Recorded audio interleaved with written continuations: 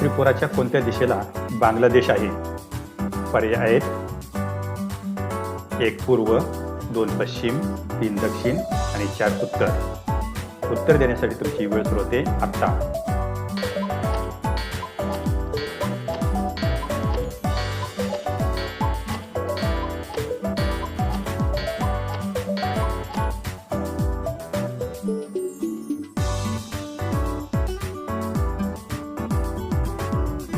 उत्तर आहे त्रिपुराच्या दक्षिण दिशेला बांगलादेश आहे.